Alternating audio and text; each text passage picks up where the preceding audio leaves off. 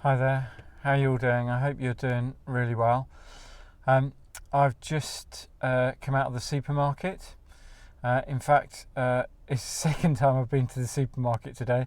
I know many of you may not have been to the supermarket at all, but anyway, it's the second time I've been today because the first time I went in, I managed to forget what the main thing was I meant to go in for, and then went home and completely forgot it and realised we wouldn't have anything for tea tonight. So here I am, having been in for a second time today. Not exactly ideal, I know, but there we go.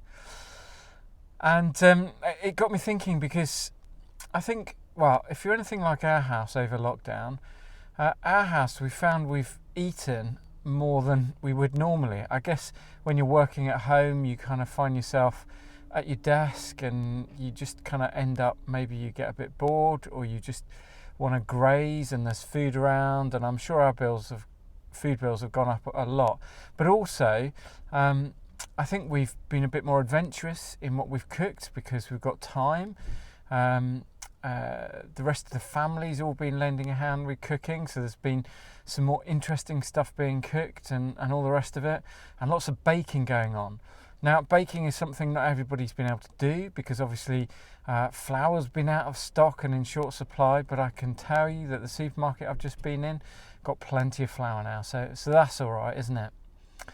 And when you have food, especially if it's something new that you haven't tried before, and we've been trying some new recipes over lockdown, you want to taste the food, don't you? You look at the food and you think, oh, that looks really good.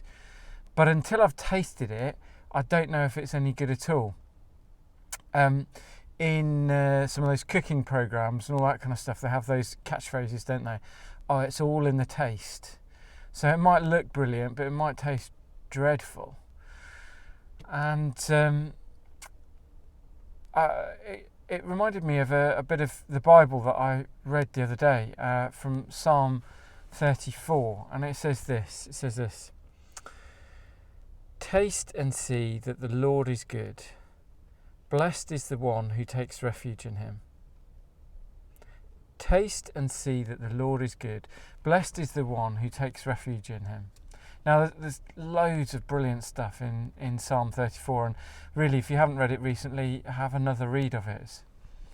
But I just thought it was interesting in the words that the psalmist used: taste and see that the Lord is good.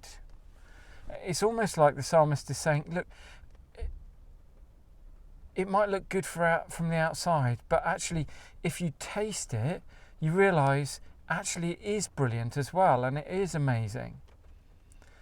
And actually, we need to taste God metaphorically. We need to see for ourselves that God is good. It's almost like try it out for yourself. And I think sometimes maybe people just kind of look at God from the outside and go, oh, I wish I could do that, but it's just not for me.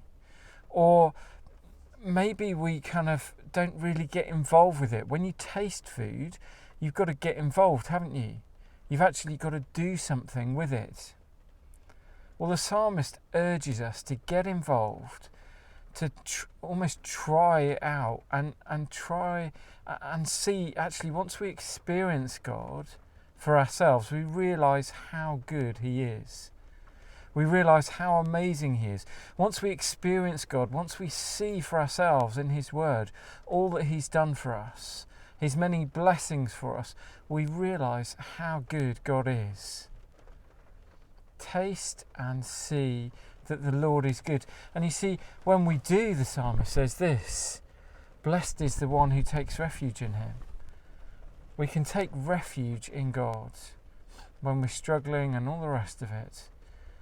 We can know that God is good and that we can take refuge in him.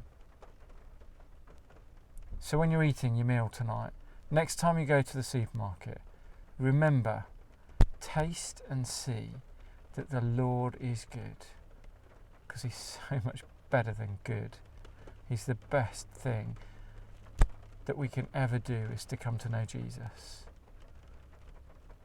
If you haven't tried Jesus, if you haven't looked into it for yourself, then can I urge you, give it a go.